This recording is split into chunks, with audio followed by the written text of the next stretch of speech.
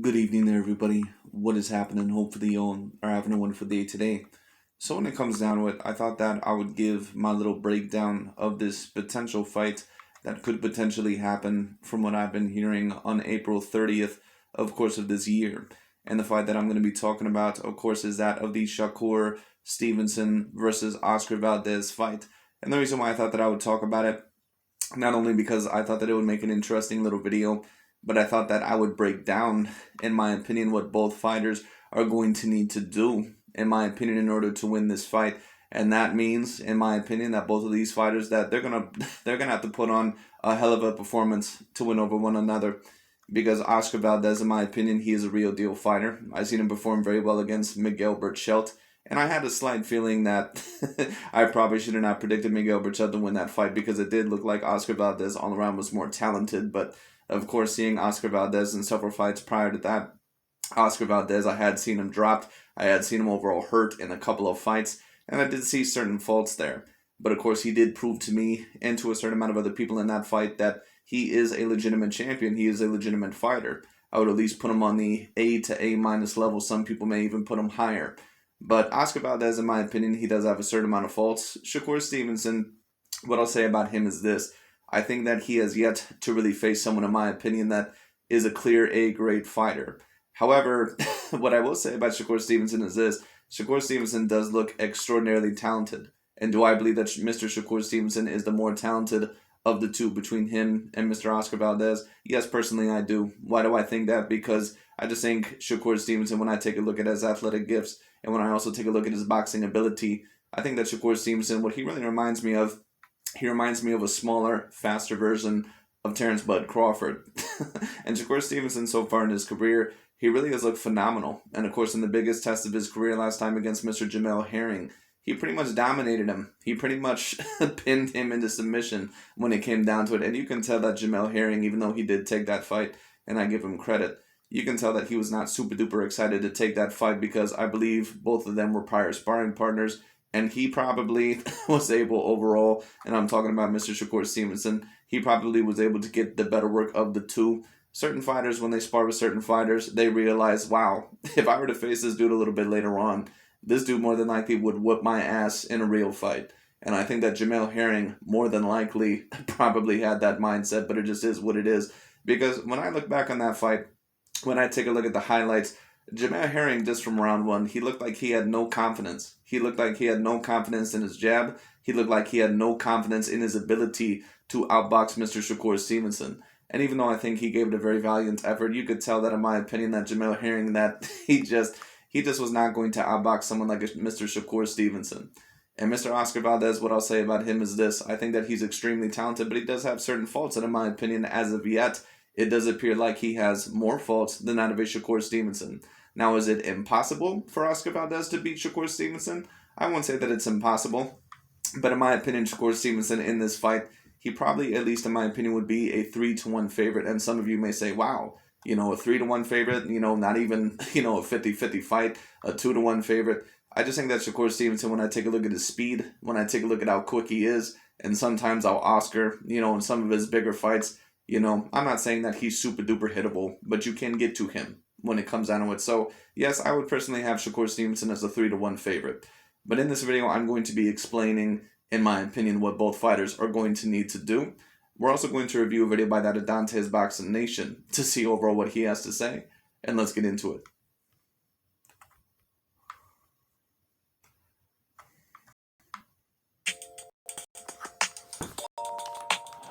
Dante's Boxing Nation, what's going on, guys?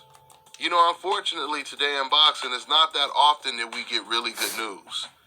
Well, this seems to be some really, really good news. Finally, Shakur Stevenson versus Oscar Valdez for April 30th is close to being finalized. Shakur Stevenson, he hinted about a week ago or a couple days ago, whenever it was, that he had a really, really big fight brewing. And he said that this is the type of fight that's basically going to put him on the pound-for-pound list. I think the majority of us had already knew that when... If you're asking me, in my opinion, the winner of this fight, will they appear on my pound-for-pound list? Well, that does depend. Because if Devin Haney or Vasily Lomachenko or Gervonta Tank. Well, of course, Vasily Lomachenko, Gervonta Tank Davis is already on my top 10 pound for pound list. But whoever were to possibly get the George Kambosos and get those belts, in my opinion, they would debatably take one of those lower tier spots. But of course, that does not mean that Mr. Shakur Stevenson or Oscar Valdez, if they were to win that fight, that they would not debatably be on the top 10 pound for pound list. They certainly could be. Because both of them, I believe, are already two-weight division champions. And of course, both of them are clear A-grade fighters, A-grade talents. So this very well could be, their ticket into the top 10 pound per pound frame, no doubt about it. Shakur was talking about this fight, it could only be two possible opponents, either Lomachenko or Oscar Valdez. Oscar Valdez is a champion that Shakur Stevenson has been chasing for over 2 years through two weight classes. And now it's going to be a unification bout.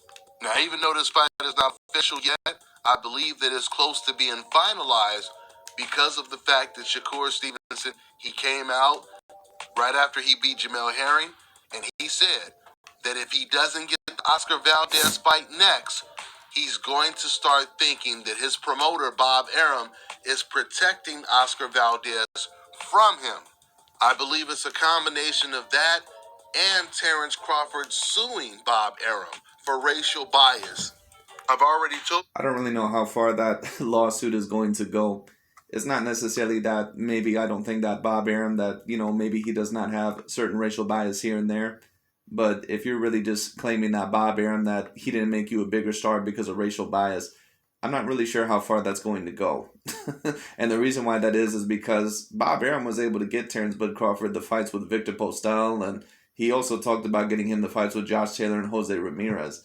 I'm not really sure if it's necessarily a problem of, Terrence Crawford necessarily being a black fighter. And now that's not me saying that people over at Top Rank and ESPN certainly do not favor certain Caucasian or Latino fighters, because at certain times they certainly do.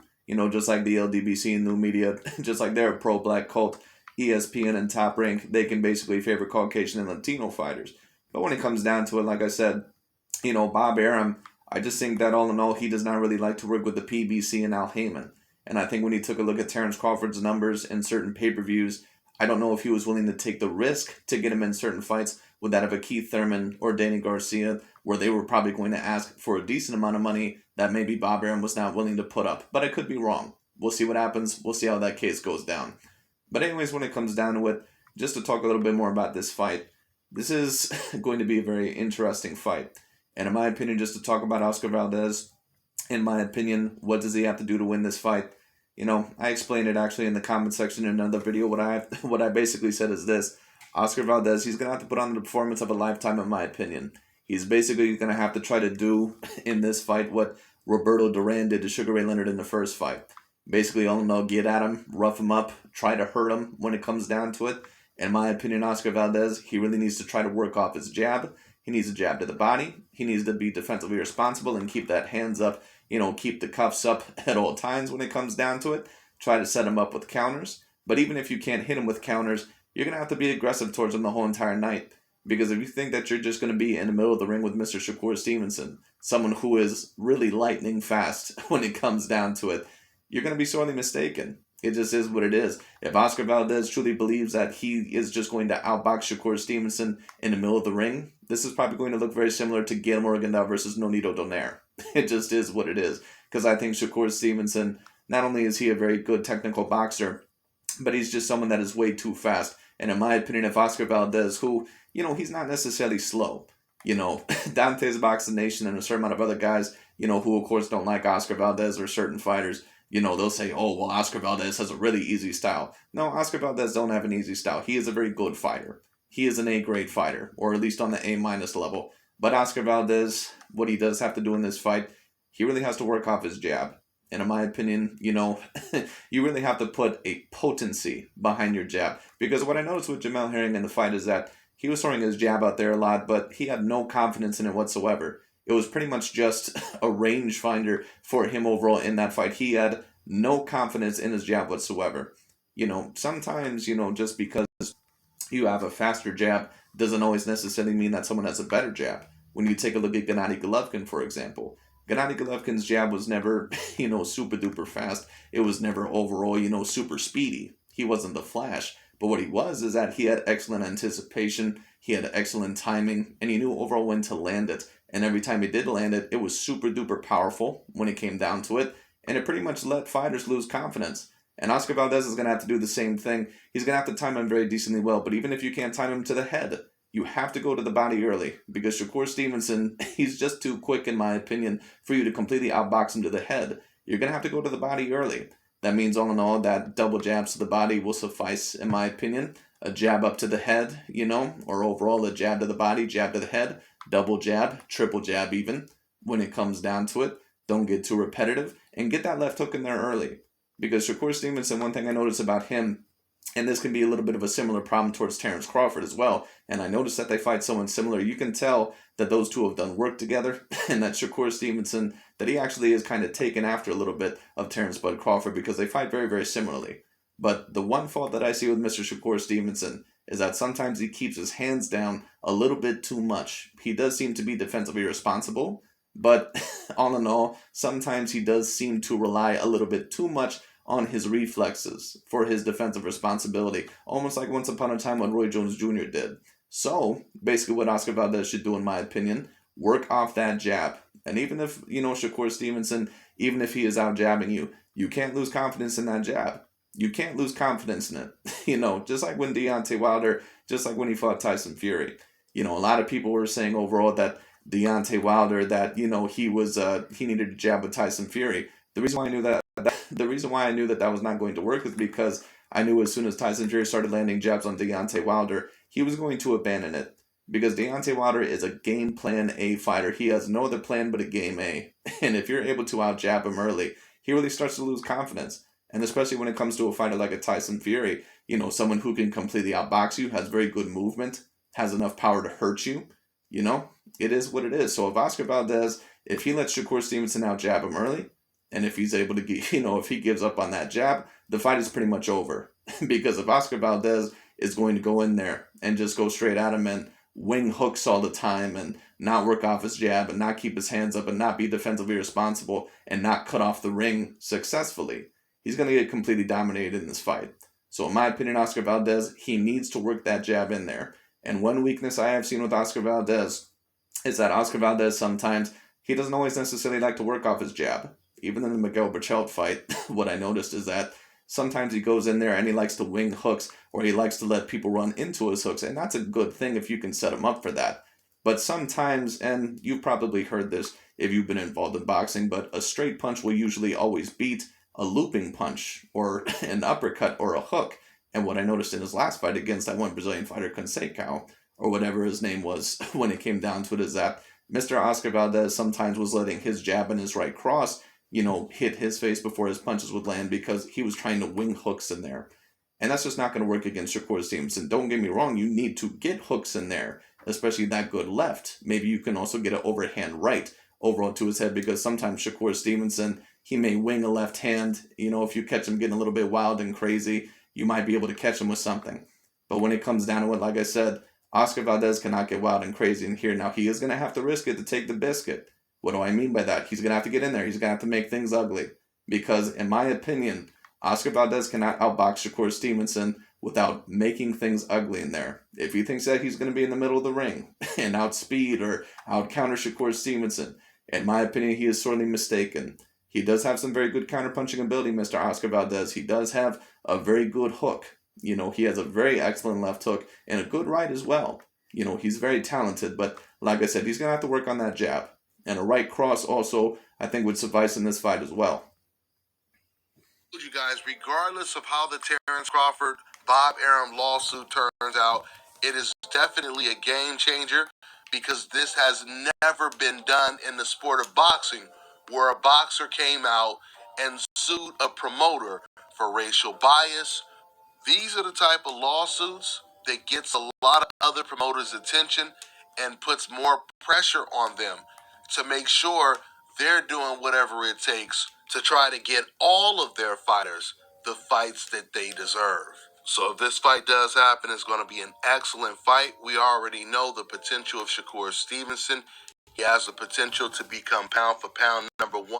And overall, that Dante's Boxing Nation, that he is going to be rocking with Shakur Stevenson, because of course we all know what Dante's Boxing Nation is about. And I'm not necessarily riding with anyone in this fight.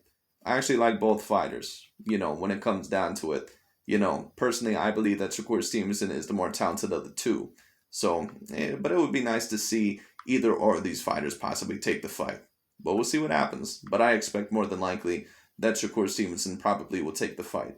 But we'll see what happens. Now, just to break it down a little bit further, what do I think Mr. Shakur Stevenson will have to do to win this fight? Well, I think he'll basically have to do somewhat of what he did with Mr. Jamel Herring. Oscar Valdez, though, is going to be the most powerful fighter that Shakur Stevenson has ever fought. And that may be another thing that Oscar Valdez can take advantage of. Shakur Stevenson may have to be more defensively responsible in this fight. He may all in all have to keep his hands up. That means what? Maybe he may not be able to counter Oscar Valdez as much as what he did some other fighters. Because sometimes when fighters keep their hands down, not only do they use that for hand speed to make their hands faster, but on top of that, they use that to set up their opponents for counters. Oscar Valdez can somewhat take advantage of it both ways. Since Shakur Stevenson keeps his hands down, he can maybe catch him with some inside hooks, put him up against the ropes, when it comes down to it, get that left hook up to the head, sometimes shoot that left hook to the body, because Shakur Stevenson a lot of the times does not like to keep that right hand up. That's why in some of his fights he has gotten hit with the left hand. So you'll have to see that overall when it comes down to it.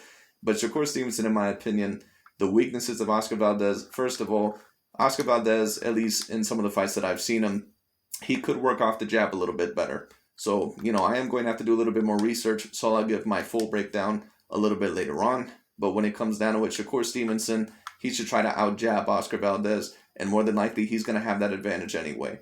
He's naturally faster. He's naturally slicker. I think that he has faster feet. The only thing that Shakur Stevenson doesn't really have the advantage in terms of athleticism is that power. Shakur Stevenson doesn't have bad power, but I just don't know if he has enough power to necessarily knock out Oscar Valdez. Now, it's not impossible to hurt Oscar Valdez. He's been knocked down a few times in his career. He's been hurt several times in his career from what I remember. But I do think that he has a decent enough chin to handle that of a Shakur Stevenson. But like I said, Oscar Valdez, he can't fight scared in this fight. And if Shakur Stevenson is getting to him early, he's going to have to go out there. Like I said, he's going to go at him. He's going to have to go at him. He cannot be afraid in this fight. If he fights scared in this fight, or if he fights like, basically kind of like what Lomachenko did against Teofimo Lopez, or if he just wings hooks and they're repeatedly not having any answers, he's going to get embarrassed in this fight.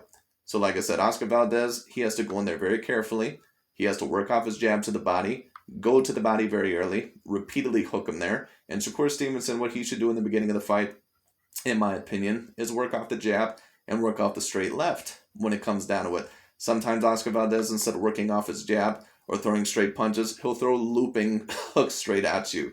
And of course, a straight hand usually can beat a hook, but Shakur Stevenson sometimes is going to have to wait it out. Because Oscar Valdez, he is a very tricky counterpuncher, especially with those hooks. And if Shakur Stevenson does get caught with something, it is very possible he could hit the canvas. So we'll see all in all what happens with that. But Shakur Stevenson, he's going to have to be very defensively responsible.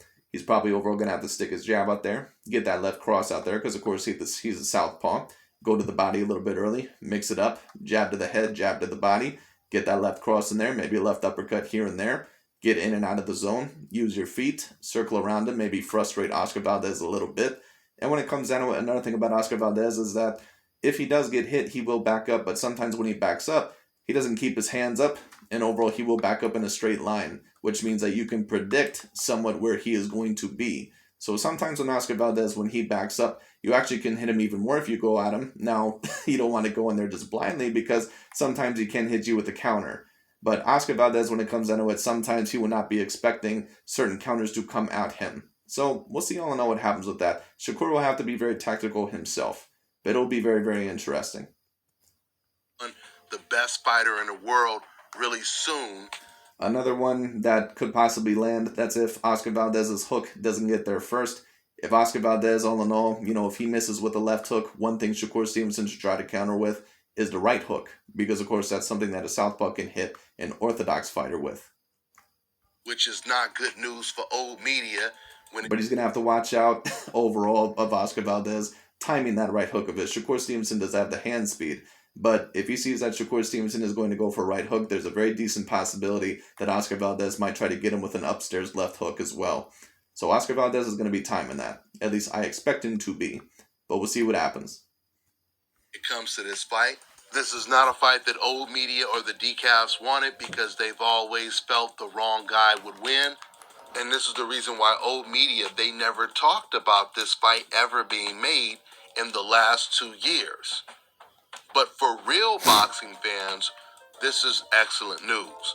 For fans that really want to watch the best fight the best, regardless of who's going to win the fight, this is some of the best boxing news you guys are going to hear, especially when it comes to potential fights for this year.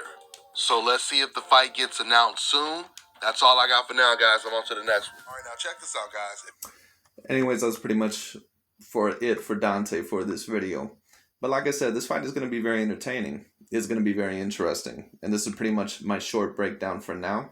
Of course, if the fight does get announced, probably about a couple weeks to a week before the fight, I'll be giving my full breakdown. But like I said, Oscar Valdez, if he even is going to have a chance, in my opinion, of winning this fight, he's going to have to make things ugly for Shakur Stevenson. He's going to have to really get in there and rough him up. You know, like I said, he's going to have to try to rough him up the same way that Roberto Duran roughed a lot of fighters up when he would face them, just like he did with Sugar Ray Leonard. You know, Sugar Ray Leonard had the hand speed advantage over Roberto Duran, but the one thing that he did not have over Roberto Duran, you know, Shakur Stevenson, he has the advantage in speed, he has the advantage in feet when it comes down to it, he has the advantage in a certain amount of other things, but the one thing you don't have the advantage in overall is power.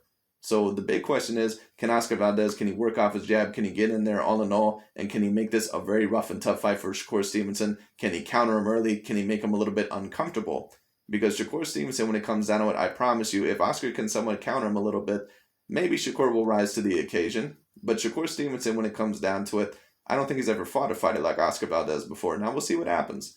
Because some great fighters, the more they get hit, the more overall they feel like they need to hit back when it comes down to it. So that's not necessarily a promise that Shakur Stevenson will lose confidence. But in my opinion, Oscar Valdez, he's going to have to try. He's going to have to try for Shakur Stevenson to lose confidence in this fight. Otherwise, he is going to lose this fight more than likely by unanimous decision. But we'll see what happens. It should be very, very interesting. So for both fighters, I think all in all, they really need to work on their jab. I think that both need to mix it up, of course. In terms of Shakur Stevenson, he's really going to have to work on the jab and the straight left. As for Oscar Valdez, I think all in all that he's going to have to try to bruise Shakur Stevenson up against the ropes. Work on your jab, double jab to the body, or jab to the body, jab to the head. Mix it up. If you chop him up against the ropes and cut him off on the ring, you know, don't even bother all the time going to the head. It's good to throw it here and there. You can throw a good overhand right, I think, to Shakur Stevenson's head here and there. You can also throw a good left hook to the body and a good left hook to the head. But we'll see all in all what happens. It'll be very, very particularly interesting. I'll break the fight down a little bit more later on, and I may also explain more points about what I believe Shakur Stevenson can do. But the main counters that I see him overall for beating Oscar Valdez are the jab. I believe that he has a better jab and a faster jab. His left cross is very, very quick, very, very good when it comes down to it. And he also has a very, very excellent right hook. Oscar Valdez is going to have to watch out for that as well. Very, very quick right hook, you know. And just to talk about Shakur Stevenson, you know, when it comes down to it, I would pretty much actually have the same game plan for almost any other fighter that is possibly going to face him. To be quite honest with you, with the foot speed and with the hand speed and with the speed that he has, I don't even know if I would advise fighters like a Gervonta Tank Davis or Vasily Lomachenko to box in the middle of the ring with his Shakur Stevenson. It's very clear to me, in my opinion, that if you're going to defeat a Shakur Stevenson, you're going to have to not only set up certain traps for him, but you're going to have to really make the fight uncomfortable for him. You're going to really have to pressure him. So that means what? Oscar Valdez, he's going to have to try to fight this dude overall like maybe a Vasily Lomachenko would. He's going to have to work off his jab. He's going to have to move his head. He's going to have to work off of certain angles, make this fight very uncomfortable for him. And if head hunting isn't working, which more than likely it's not going to, especially in the beginning of the fight, go to the body. Work the body early. But we'll see what happens. Should be very particularly interesting. But anyways, thank you so much for watching. I'll talk to you all later.